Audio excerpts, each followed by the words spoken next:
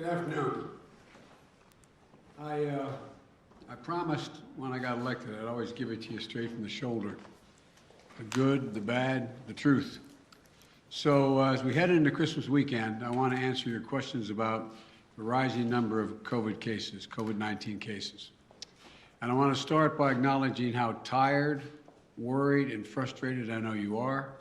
I know how you're feeling.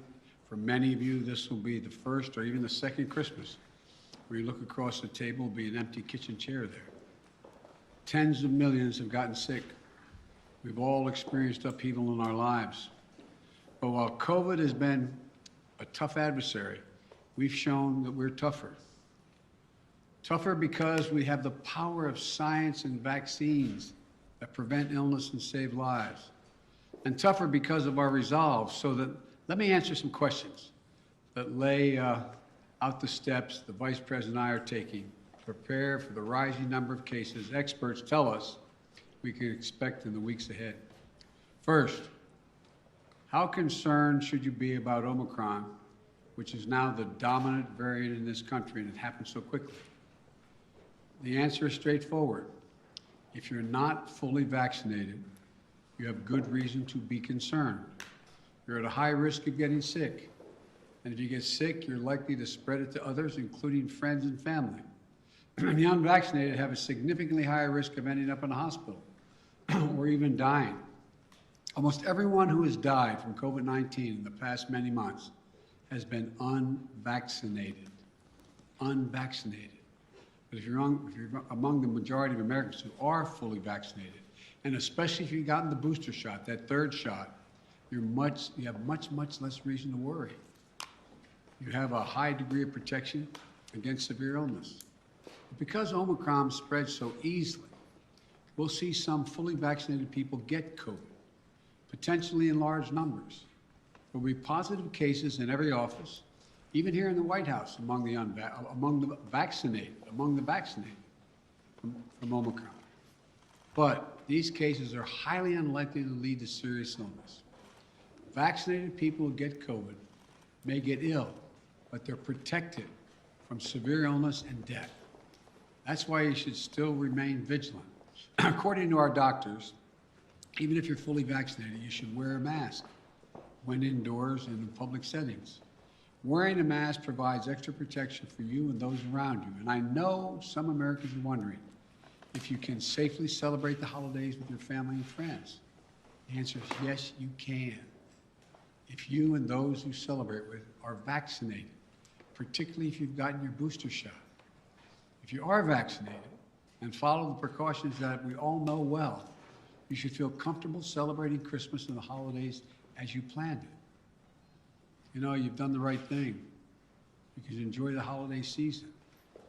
And thanks to the progress on vaccinations this fall, we've gone from nearly 90 million adults in July who have not even started their vaccination process to fewer than 40 million today. Still too many, but down from 90 to 40. All these people who have not been vaccinated, you have an obligation to yourselves, to your families, and quite frankly, I know I'll get criticized for this, to your country. Get vaccinated now. It's free. It's convenient. I promise you, it saves lives. And I honest to God believe it's your patriotic duty. Another question folks are asking is, what can you do to make yourself and your family feel safer and be safer? The answer is simple. Get your booster shot. Wear a mask. Our doctors have made it clear. Booster shots provide the strongest of protections. Unfortunately, we still have tens of millions of people who are eligible for the booster shot but have not yet gotten it. They've gotten the first two shots, but they've not gotten the booster. Folks, the booster shots are free and widely available. Over 60 million Americans, including 62% of eligible seniors, our most vulnerable group, have gotten their booster shots. I got my booster shot as soon as they were available. And just the other day, former President Trump announced he had gotten his booster shot. Maybe one of the few things he and I agree on.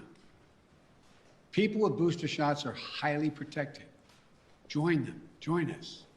It's been 6 months or more since my second shot. If it's been 6 months or more for your second shot when I got my booster, you can get yours today. If you've been 6 months or more since your second shot. Another question that folks are asking is, are we going back to March 2020? Not this last March 2021, but March 2020 when the pandemic first hit.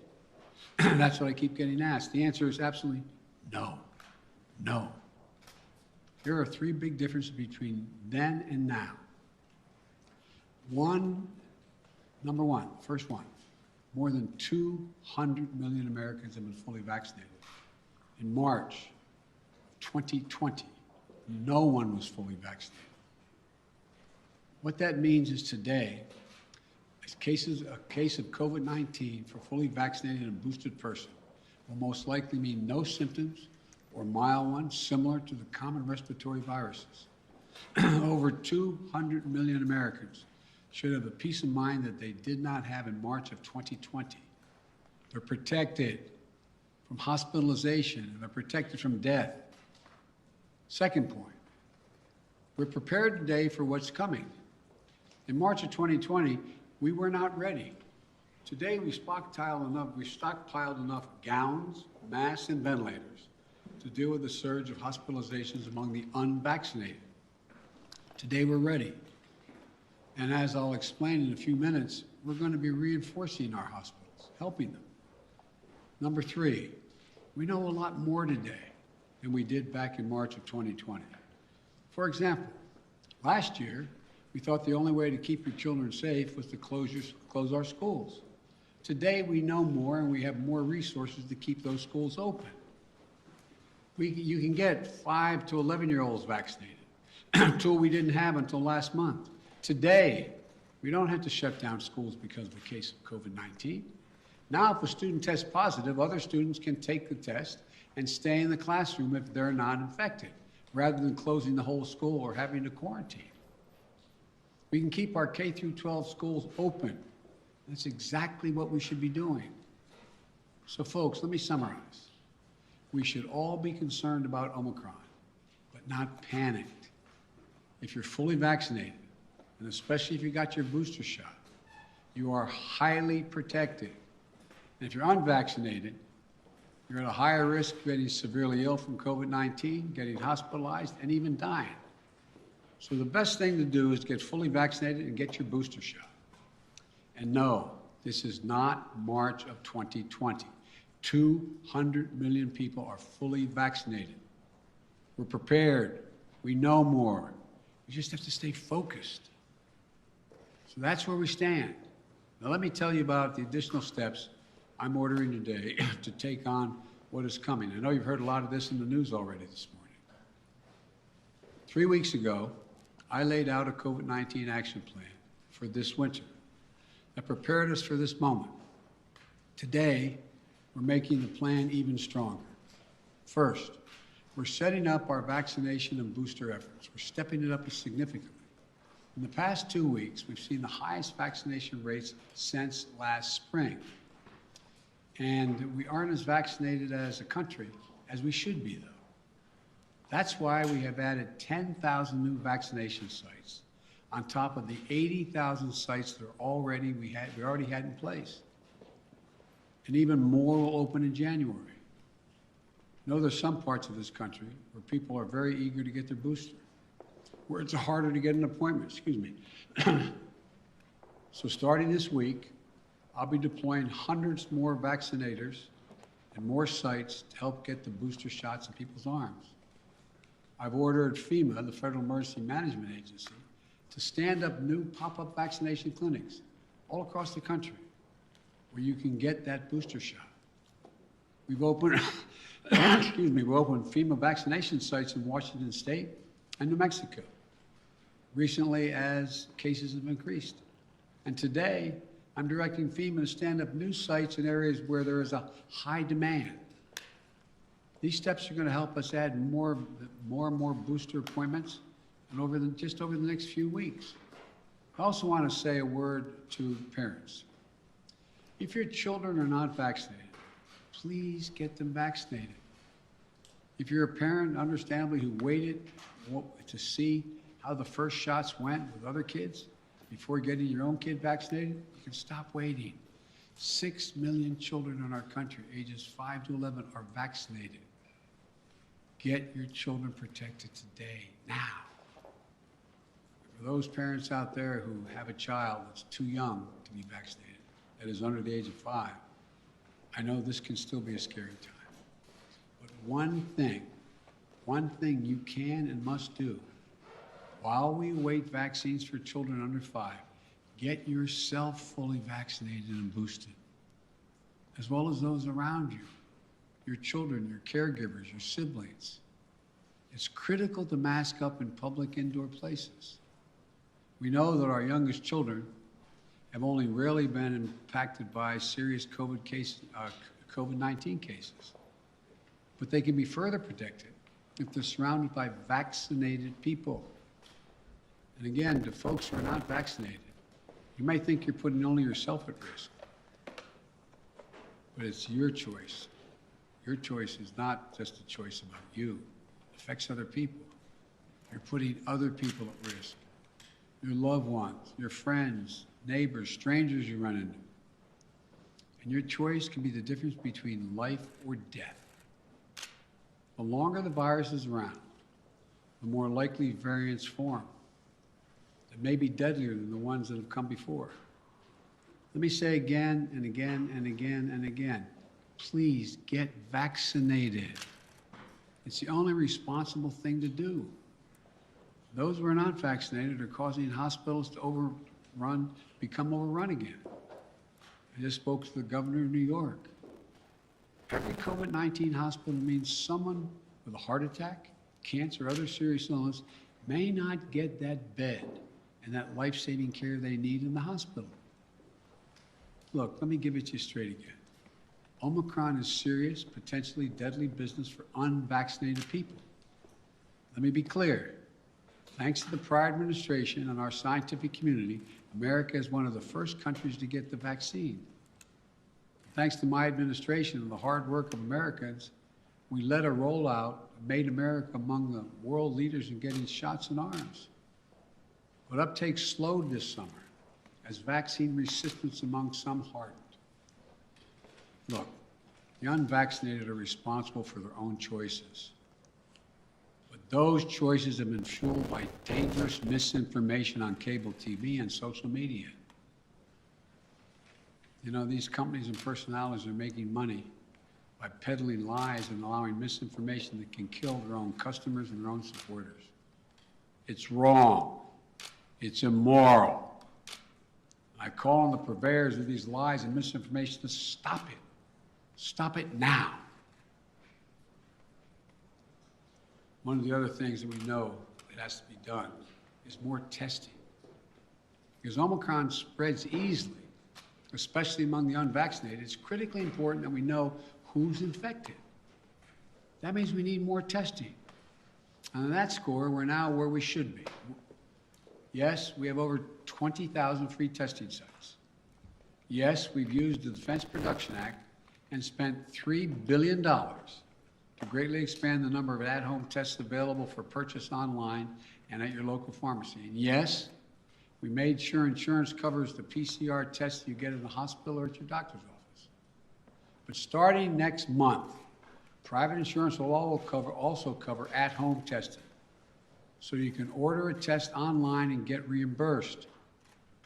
We're providing access to free at-home tests for those who may have insurance as well, may not have insurance, I should say, as well. But it's not enough. We have to do more. We have to do better, and we will.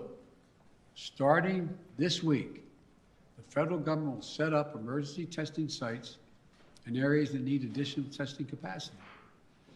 Before Christmas, the first several of these federal testing sites will be up and running in New York City, with many more to come. This free testing is going to help reduce the waiting lines, the time you have to stand there, and sometimes it's an hour or more. We're going to continue to add federal testing sites where needed, so that if you want an immediate test, there'll be a place where you can go get it. We also need to do better with at-home testing. So I'm announcing today the federal government will purchase $500 million, that's not million, billion with a B, additional at-home rapid tests with delivery starting in January. We'll be getting these tests to Americans for free. And we'll have websites where you can get them delivered to your home. We've arranged for it to be easier for you to find a free COVID testing site near you on Google. Just enter COVID test near me in the Google search bar, and you can find a number of different locations nearby where you can get tested. We're going to continue to use the Defense Production Act, as we did earlier this month, to make sure we're producing as many tests and as quickly as possible. The bottom line is it's a lot better than it was, but we're taking even more steps to make it easier to get tested and get tested for free. Next, we're preparing hospitals for what's coming. Those 40 unvaccinated adults have a good chance of getting COVID-19, and some of you will get very sick. That'll mean hospitals are going to get extremely stressed again, both in terms of equipment as well as personnel to care for those who get sick. That's why my administration has stockpiled and pre-positioned millions of gowns, gloves, masks, and ventilators. We call it PPP. We're ready to send them immediately to any state that needs more.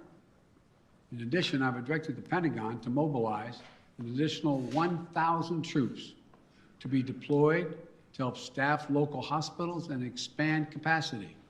That's 1,000 military doctors, nurses, and medics. We've already started moving medical teams. They've already landed in Wisconsin and Indiana this week. This is on top of 300 federal medical personnel that are now on the ground, having deployed since we learned about Omicron. Look, while we know staffing is the biggest need for hospitals, some may need more beds as well. We're prepared. I've directed FEMA to activate the National Response Center and begin deploying teams now to provide additional hospital beds. We'll begin to construct emergency capacities near hospitals, in parking garages, and nearby buildings to be ready if needed. And the federal government is paying for all of this, period, all of it. Further, FEMA will deploy hundreds of ambulances and EMS crews so that if one hospital fills up, we can transport patients to beds elsewhere. This week, we'll send dozens of ambulances to New York and Maine because the COVID is spreading very rapidly to help transport patients. Our doctors, nurses, hospital staffs have gone above and beyond during this pandemic.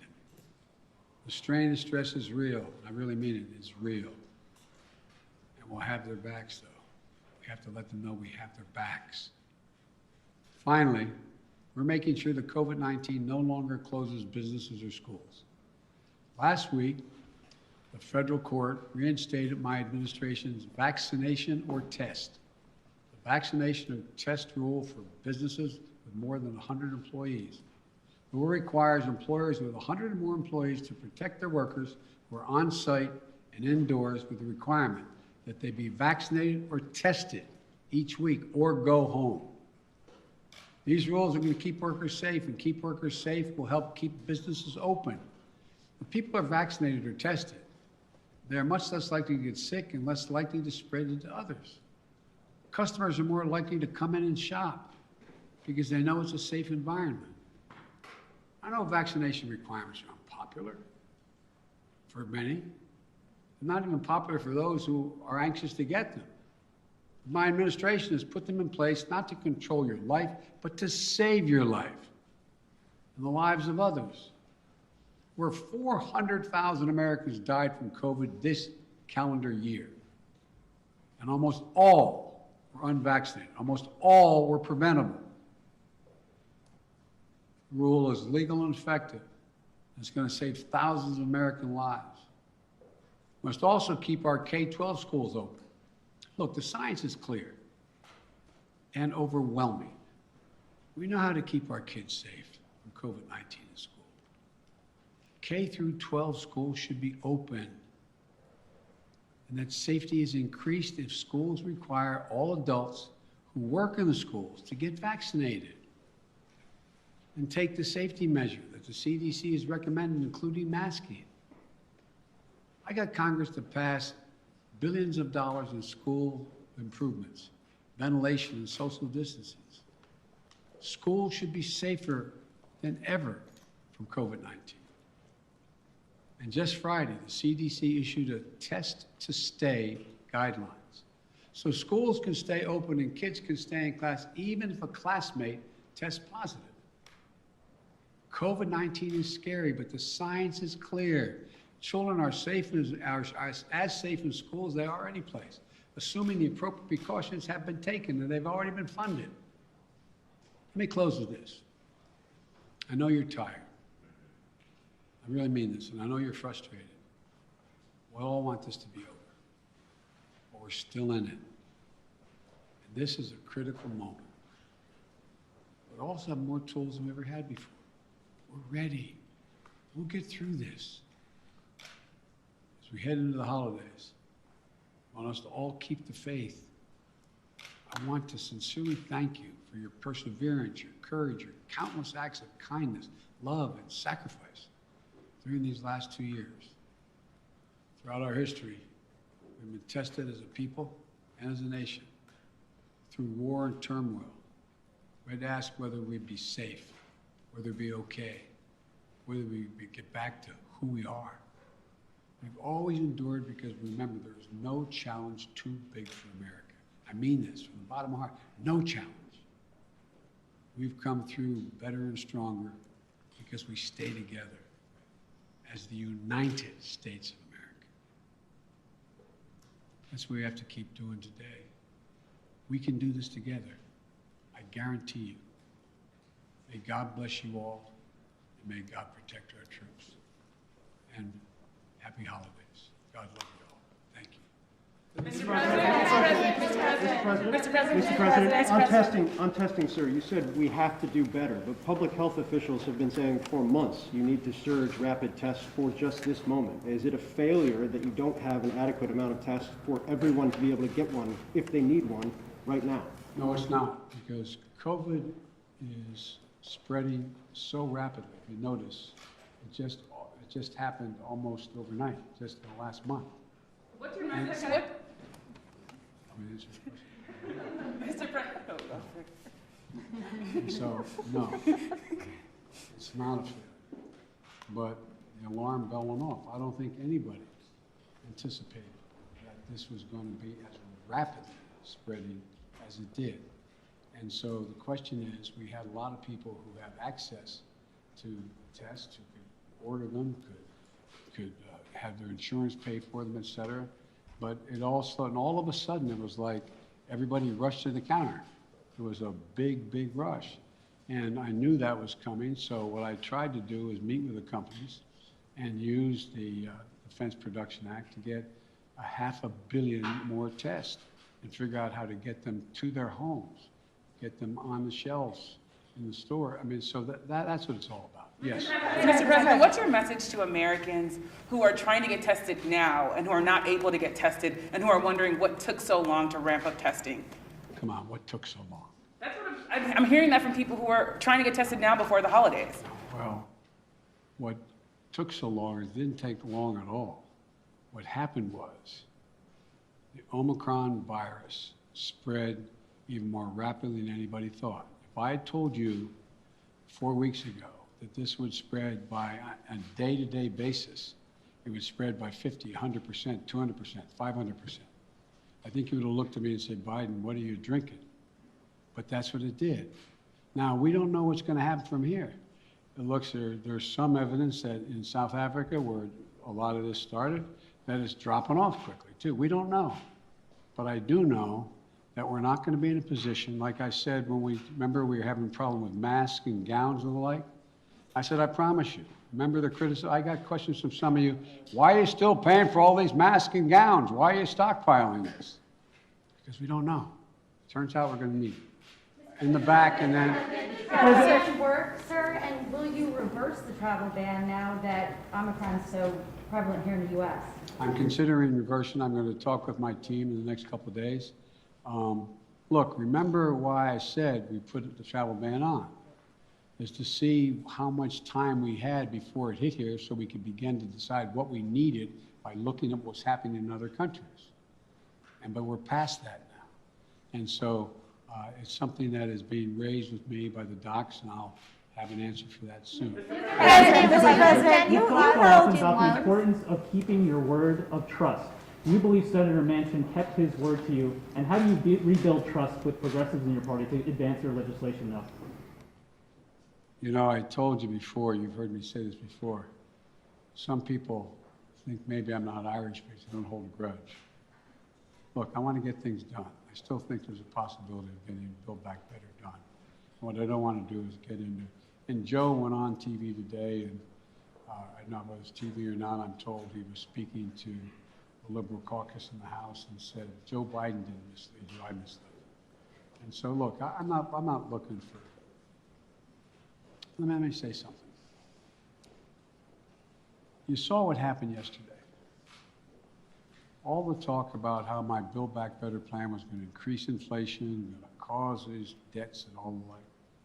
What happened? Goldman Sachs and others said, if we don't pass Build Back Better, we're in trouble because it's going to grow the economy. Without it, we're not going to grow. And what happened? Stock prices went way down. It took a real dip. If you take a look, everybody thinks because I quoted 17 Nobel laureates saying this is going to help inflation. Think about it in terms of you're a hard-working person and you're making 60 grand if you're alone, or your mom or just on her own, or if you're making 80 grand, mom and dad 90 grand like a lot of people do, and you're worried about inflation, you should be worried about it because it's a devastating thing for people who are working class and middle class folks. It really hurts. Where is most of the cost now? The cost is finding in gasoline, even though I was able to bring it down 12 cents a gallon, will come down more, I believe. We talked about what the cost in food prices going up, et cetera. But look what's in Build Back Better. Child care. You can reduce it by up to 70%. That'll be the difference between 20 million women who aren't back in the workforce being able to go back if you pass it. We're talking about health care, insulin. In a situation, we got 200,000 kids with type 1 diabetes. You know what it's costing? It cost somewhere between 10 cents and $10 to come up with the formula, okay? A while ago, right? You know what it's costing on average? $560, $640 a month, up to $1,000 a month. What do you do if you're a mom and a dad working with minimum wage, busting your neck?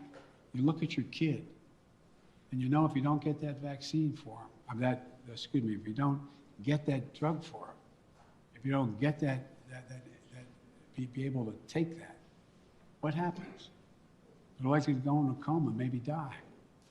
Not only do you put the kid's life at stake, you strip away all the dignity of a parent looking at their child. I'm not joking about this. Imagine being a parent, looking at a child, and you can't afford. You have no house to borrow against. You have no savings. It's wrong. But all the things in that bill are going to reduce prices and cost for middle class and working class people. It's going to reduce their costs. What's inflation? Having to pay more than the money you have because things have gone up. Well, bring down all those costs across the board, from child care to a child care tax credit. But I'm not supposed to be having this press conference. Mr.